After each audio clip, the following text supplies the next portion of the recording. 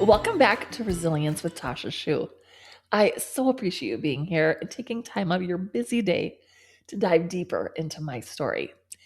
Now, I have to tell you, I am having so much fun recording these episodes. It has been such a gift to look back on this journey, and it means so much to me that you continue to listen and follow along. So, thank you for spending part of your day with me. This is episode 9, Finding My New Normal. So, when we left off last time, I had finally made it home.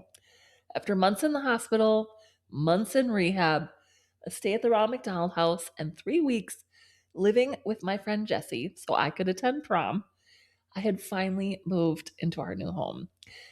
And for so long, the goal had been simple: get home. But once I got there, I quickly realized something. Getting home was not the finish line. In many ways, it was just the beginning. The hospital had taught me how to survive. Now I had to figure out how to live. And I was trying to return to school, adapt to a completely different body, navigate a world that suddenly seemed full of obstacles, and learn how to create a routine that worked. And when it came time to return to school, I was not ready for a full schedule. So instead, I started by attending one class period a day.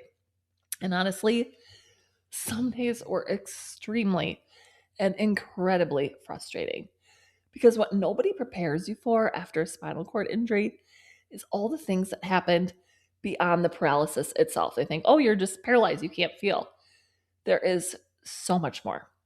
I was learning very quickly that there were so many challenges that came with living in a body that worked nothing like it once had. One of the biggest challenges, honestly, that I was facing involved my bladder. I hope this isn't TMI, but it's just truth. Before my accident, I had already dealt with frequent urinary tract infections. Because of that history, because I had experienced so many infections while I was in the hospital, the doctors decided that a permanent catheter with a leg bag was not going to be an option for me. And honestly, I was devastated. A leg bag would have allowed me so much freedom. I could have gone about my day without constantly worrying about my bladder schedule. But instead, the doctors told me that I would need to be catheterized every 6 hours. And that meant every 6 hours, roughly about 4 times a day, I had to stop whatever I was doing and get cathed. And when I was up in my chair throughout the day, that meant I would have to transfer out of my wheelchair and get into bed, get undressed from the waist down, and have someone empty my bladder. Now, thankfully, with my schedule, I only had to usually do this only once a day, but it was so annoying. And now I'm not going to get into all the details, but I can tell you this. It was embarrassing. I was 16 years old. Oh, well, by this time I was 17 years old. And like most teachers, it was embarrassing. I was 17 years old. And like most teenagers, I wanted independence. I wanted privacy. And I already had lost so much of my modesty after my accident. Because in the hospital, nurses, medical staff were helping me with everything. But somehow that felt different. It was their job. Coming home was harder. Not with family members and caregivers helping me with some of the most personal parts of my life. And I'd only let my mom help me outside of a few times where she couldn't do it. So we got other people, but that was rare, which meant my mom and I had a very restricted schedule. If I wanted to go somewhere, I always had one eye on the clock. I could only be gone for about 6 hours before I had to get back home. And I often joked that I felt like Cinderella. Instead of rushing home before midnight, I was rushing home before my bladder schedule turned my day upside down. And it was frustrating. But deep down, I knew there was a better way. While I was in the rehab, on the rehab unit, Neil had told me about a surgery where they could reroute my bladder to my belly button.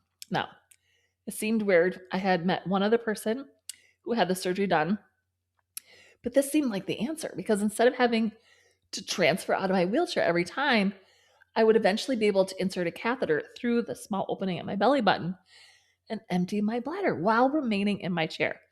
Now, to me, this sounded amazing. It sounded like freedom. It sounded like the answer. But the problem was that the doctors would not allow me to have the surgery yet. They wanted me to wait nearly a year after my injury to see what recovery might happen. Because as they explained, most of the healing that is going to occur after a spinal cord injury typically happens during that 1 year, that first year period. So that reasoning made sense. But that did not make the waiting any easier.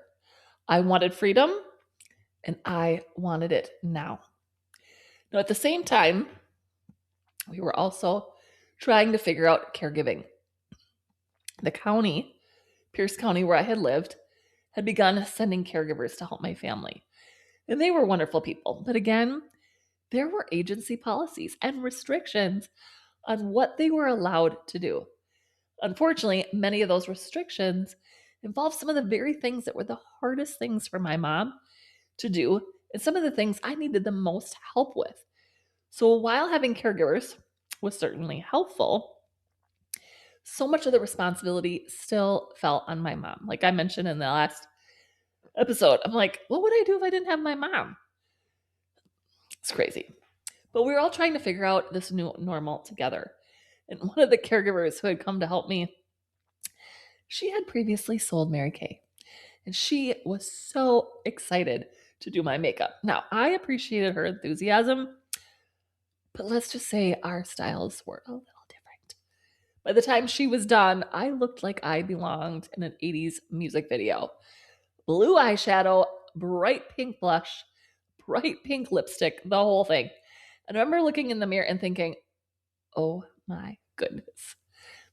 But I smiled, I thanked her, rolled out the door. I mean, we were all learning, we were all adapting. And honestly, it gave me a good laugh then, and I still laugh about it today. But then came one of my favorite memories of my brother. One morning, my regular caregiver couldn't come. I don't remember what happened, but my mom was pulled in a dozen different directions and somehow ended up just being my brother and me. And yes, I needed my makeup done. And I looked at him, he looked at me, and then he said, let's do this. Now, I don't know if my brother had ever put mascara on anyone in his life. Probably not. But that morning, he was determined. And I can still picture him concentrating so hard, trying to carefully put mascara on my lashes without poking me in the eye. And the harder he tried to be serious, the more we laughed. And the more we laughed, the harder it became for him to actually put the mascara on. Now, what could have been a frustrating morning turned into one of those moments I'll never forget.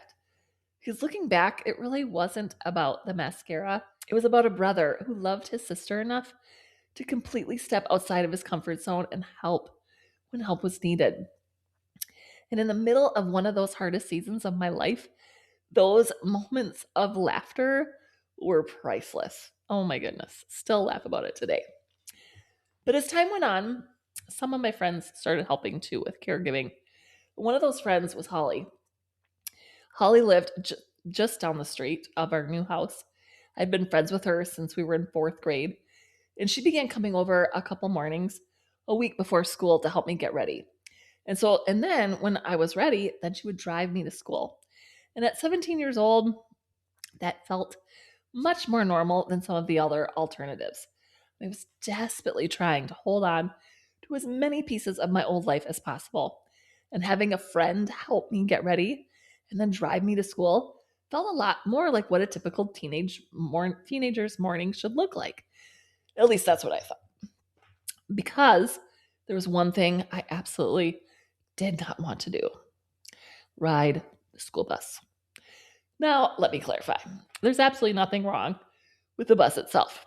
The problem, again, I was 17 years old, and 17-year-olds don't always make decisions based on practicality. We make them based on what we think everyone else is going to think. And the bus that would pick me up had a wheelchair lift, and in my mind, that immediately made it different. It made me different. And I remember begging my mom not to make me ride it. I wanted Holly to drive me. I wanted things to feel normal. I wanted to blend in. I wanted to hold on to whatever pieces of my old life I still could. But eventually, I lost that battle. The school determined that it wasn't safe for my friends to transport me, and they required me to ride the bus. Now, I wasn't happy about it. In fact, I was pretty upset. And I remember feeling like one more thing had been taken away from me. But as often happens in life, the thing that I dreaded turned out to be nowhere near as bad as I imagined. I mean, the bus drivers were kind. I mean, we would visit on the way to school and on the ride home. And before long, riding the bus simply became part of my routine. It was not as bad. Typical teenager, right? But looking back now, I realize that the bus taught me something important. I mean, after my accident, I spent a lot of energy really worrying a lot about how things looked. Would people stare? Would they think I was different? But life was slowly teaching me a lesson that I would need to learn over and over again. Practicality matters more than popularity. And little by little, I was learning that accepting help didn't make me weaker. It simply allowed me to keep moving forward, which is really important in that time. So, around the same time, I was continuing to travel to Rochester every Wednesday for therapy and follow up appointments. And while I was making progress, I was also beginning to realize that some of the equipment and some of the tools that I had been introduced to in rehab were going to be important if I wanted more independence. And one of those tools was something called a tenodesis splint. Now, in rehab, when I was on the rehab unit, Barb had shown me one and explained how it worked. But I took one look at it and immediately was like, no way. There is no way that I'm wearing that thing. It was bulky, it was obvious, and if I'm being completely honest, it was ugly. And that was enough for me to dismiss it. I was like, nope, I am not going to use that. I will use other tools. I will use other things to be able to do the things that I need to do independently. But around that same time, after I had gotten out of the hospital, I connected with a young man named Holt from the Twin Cities. And Holt had experienced a spinal cord injury in a hockey accident 2 months after my accident. And he had a very similar level of injury to mine. And I'd actually seen his story on the news while I was still in the hospital. And eventually we connected because our aunts knew each other. And one of the first questions he asked me when I met him was, "Where's your tenodesis splint?" I looked at him and I'm like, "My what?" He said, "Your tenodesis splint." He's like, "Where is it?" I was like, "Oh, I don't use one. I think they're ugly." And then Holt started to show me all the things that he could do because he wore his. He could feed himself. He could pick things up. He could hold items. He was showing me all the things that he could do, all these tasks that he was doing independently that I still needed help with. And I remember watching him and realizing that maybe I had dismissed something that could actually make a huge difference in my life. But I still was not completely convinced. So one day I was actually out with my friend Jessie. And like so many times during that season, she was feeding me. And at one point she said, "You should get that splint that Holt has." And I immediately responded like, "Oh, it's so ugly. I don't want to use that." And without missing a beat, Jessie looked at me and said, "Wouldn't it be better to feed yourself and have everyone else feed you?" That question hit me hard because she was right. I had been so worried about how the splint looked that I hadn't stopped to think about what it could give me: freedom, independence, the ability to do more for myself. And suddenly, the splint didn't seem so ugly anymore. So the next time I went to Rochester, I told Barb, "I want one of those splints." And so I started working with them to get this splint that it would allow me to hold utensils, pick up objects, and do more things on my own. Now, this splint is custom made and cost over $2,000. And that was a lot of money. We didn't have much, we didn't have that kind of money laying around. And so my mom kept telling me, "You better use this. This is a lot of money. You better use this. Better not sit on the counter." The funny thing is I still use that exact splint today. So I certainly got my money's worth. But now, for those of you who may not be familiar with tenodesis, which I'm going to assume is most of you, I will include a video in the show notes so you can see how it works and how I use it. I share it in my presentations when I speak because it really is an amazing splint. So looking back, that splint has taught me a lesson that had nothing to do with therapy. Sometimes we reject the very things that could help us because they don't look the way we wish they did. I thought wearing a splint would draw attention to my disability. But what I eventually realized was that independence was far more important than appearance. And that ugly little splint became one of the first tools that helped me take pieces of my life back. So that summer, before I started my senior year, something else happened that would really completely change how I viewed my future. Now, while I was still in the hospital, back up a couple months, a man named Bob Bardwell came to visit me. And Bob was a paraplegic. He was injured in a construction accident, and he lived near Rochester in a small town called Stewartville. And during his visit, he told me about his wheelchair sports camp that he organized every summer and suggested that I should come. Now, I smiled, I nodded, but as soon as he left, I thought to myself, I ain't going to no wheelchair camp. Now, you have to understand this. I did not know anyone in a wheelchair before my accident. And unfortunately, the image that I had in my mind wasn't very positive. When I pictured wheelchair camp, I imagined a bunch of sad people sitting around feeling sorry for themselves. I imagined a future that I did not want. Now, looking back, I realize how wrong I was. But at the time, that's all I knew. But then, a week before camp, Bob called my mom and he's like, his message was simple. He was like, "Get her here." So my mom informed me that I was going whether I liked it or not. Now, thankfully, she informed me that I could bring a friend. That helped a lot. Knowing that I wouldn't be there by myself, it wouldn't just be me and my mom. So I agreed, kicking and screaming.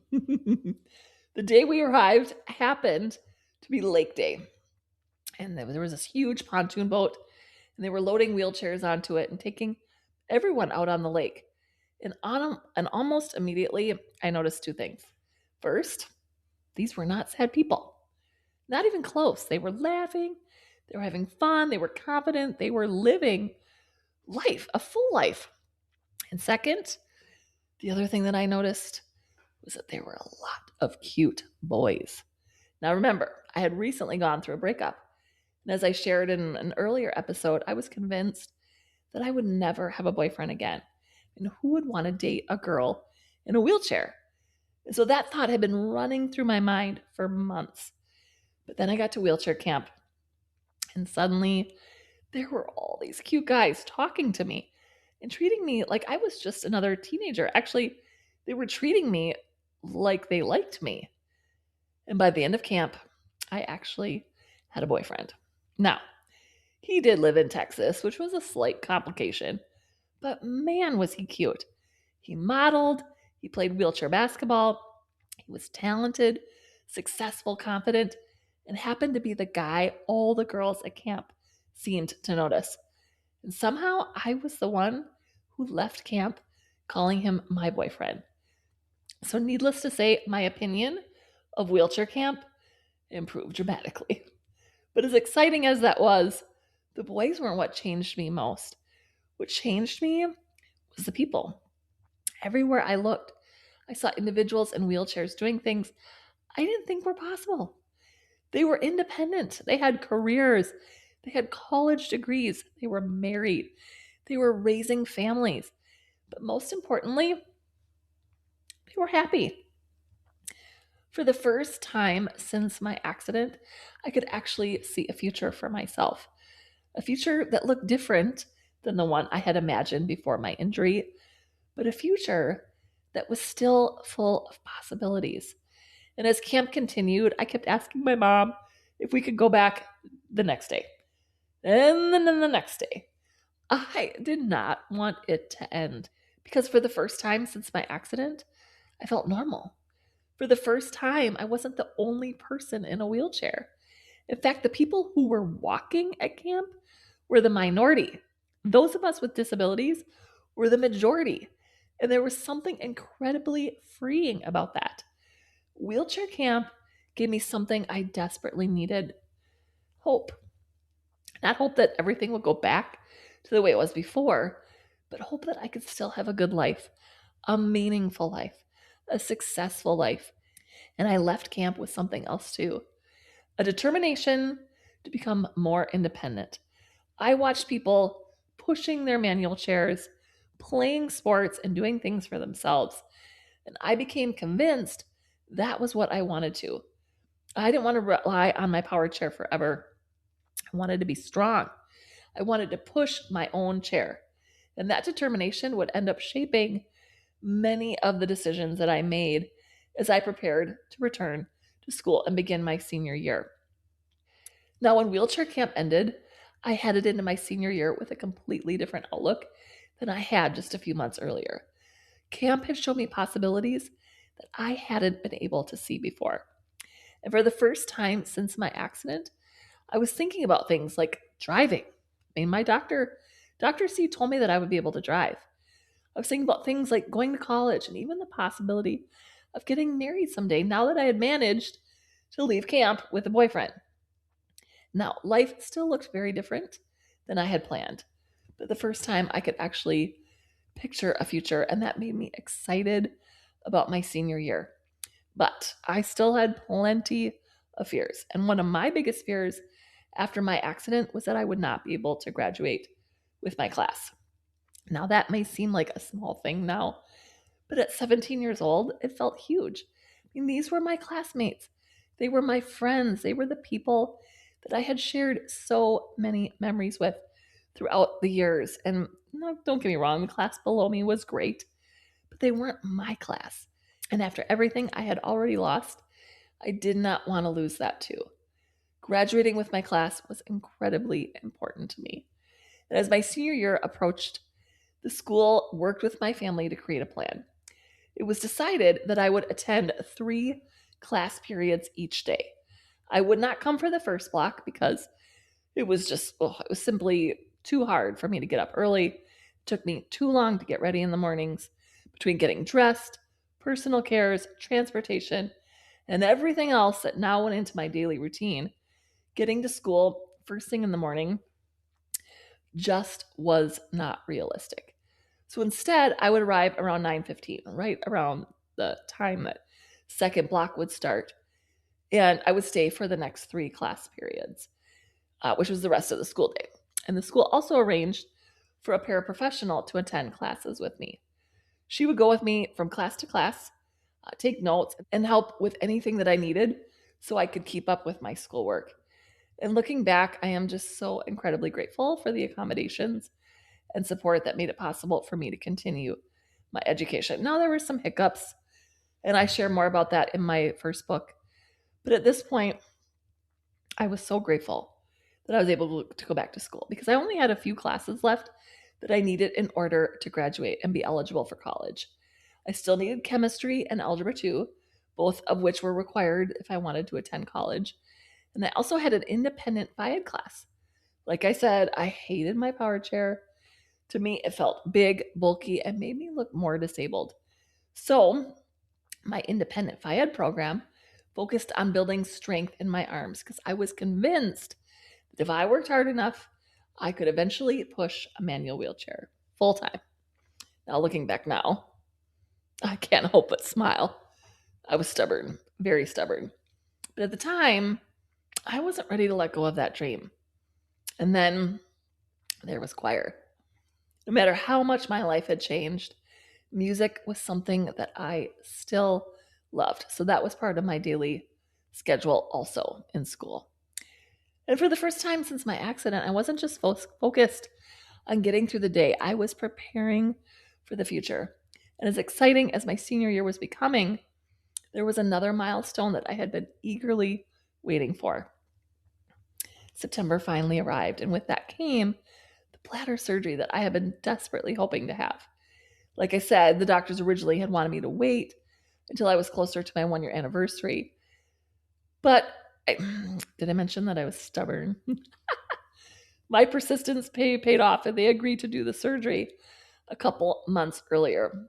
And I was thrilled. I mean, after everything I've been dealing with, I knew this surgery had the potential to give me so much more freedom and independence. Now, the surgery itself lasted 14 hours. I mean, they really rerouted everything on my insides.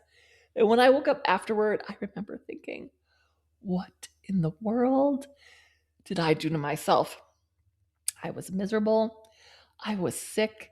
There were tubes coming out of me everywhere. And this was a huge surgery. I mean, I spent about 2.5 weeks in the hospital recovering before finally returning home. And then it was time to focus on healing and getting caught up in school because I had missed so much of the beginning of my senior year, probably close to a month by the time I came back. I needed tutoring to help me get caught up with my classes. But as I recovered, I began to see almost immediately why the surgery had been worth it. Instead of having to transfer out of my wheelchair, I can now empty my bladder through my belly button. And at first I needed help, but I knew that eventually I would be able to do it myself. And that meant freedom. Plus, it was just my belly button. Anybody could do it, anybody could help. And I didn't feel like I was losing my modesty or feel like I was, showing everything off to the world. And so my mom wasn't really all that excited about going into the surgery. She's like, you've been through so much. Why would you want to put yourself under surgery again? You almost died last time with that surgery for my neck.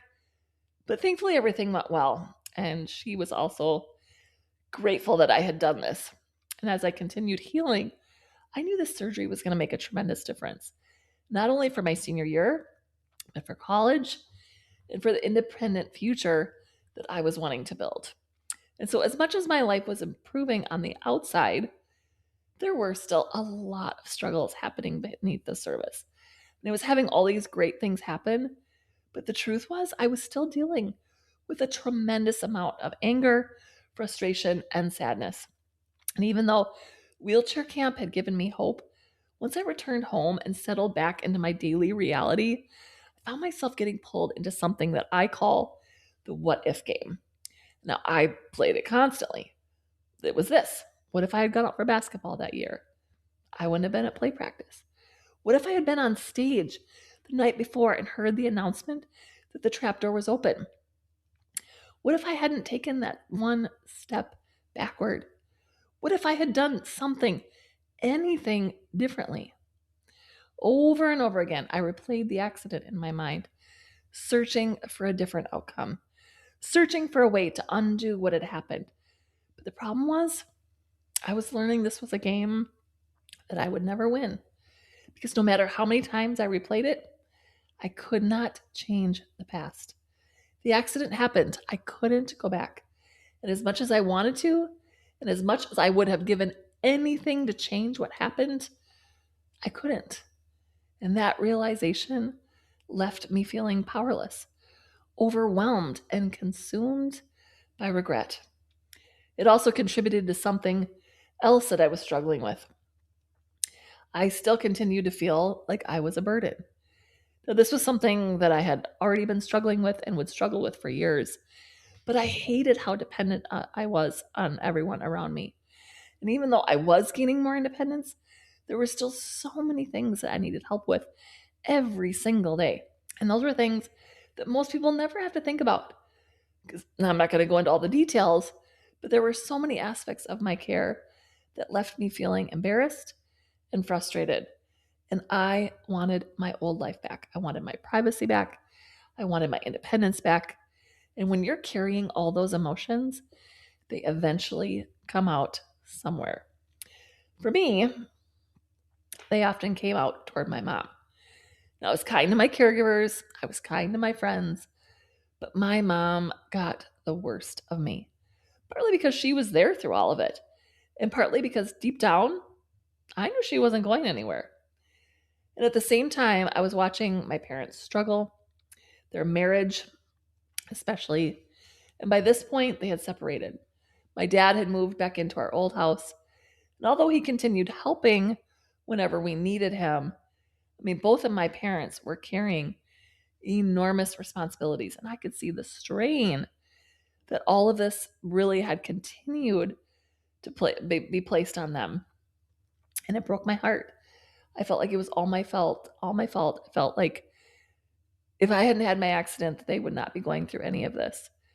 Now, my parents by now had opened the new grocery store, which also consumed much of their time and energy. And even though they were separated, they were still continuing to work together every day to make the business succeed. But there was a lot happening in our family, more than I fully understood at the time. There was also the growing stress surrounding my accident and the financial reality that came with it. Because for months, medical bills continued to pile up as our insurance refused to cover a majority of the services that were provided while I was in the hospital. And so, Mayo Clinic was calling, bill collectors were calling, and there were even concerns that my wheelchair could be taken back because it hadn't been paid for. And my parents spent months trying to navigate the situation and avoid legal action. We lived in a small town. My parents owned the grocery store, and the idea of filing a lawsuit carried a lot of stigma. They did not want to move forward with this, but eventually they realized they had no choice. Even the school superintendent wrote my parents a letter and told them, "You need to pursue legal action." Because we had to find a way to pay some of these bills associated with my accident and the ongoing expenses and care that I would need in the future. So, reluctantly, my parents hired an attorney, and things slowly began in the direction of a lawsuit. Now, at the time, I didn't fully understand everything that was happening. I just knew it was one more stressor that my family was carrying. And this caused me so much stress. It caused me to worry and fear. And so as my senior year continued, I also found myself coping with all of this in the ways in ways that weren't very healthy. Now, before the accident, I had gone to parties, drank beer with my friends. That was just kind of a normal thing that we did in our small town. But now it felt different. Now drinking became a way to escape, a way to forget, a way to temporarily stop thinking about everything that had changed and to escape the fears and worries I was feeling and watching my family feel. At first, my friends loved bringing me to the parties. And then slowly something began to change. My friends were beginning to party without me, and little by little, I started spending more Friday and Saturday evenings at home. Not because they didn't care about me, because but because bringing me somewhere meant someone had to stay sober. Someone had to drive me. Someone had to help if they were gonna take me to this party. And over time, it just became easier for many of them to simply go without me. Now, I don't think anyone intended to hurt me, but it was lonely. It was very lonely. And my relationship with my boyfriend from Texas was also beginning to fade. And as exciting as wheelchair camp had been, maintaining a relationship from thousands of miles away was not easy. And so little by little, that relationship began to drift apart as well. Yet, despite all of these struggles, one thing kept moving me forward.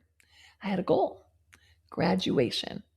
I was determined to walk, or in my case, roll, across that stage with my class. I was determined to finish what I had started. And as graduation grew closer, another exciting question began to emerge. What's next?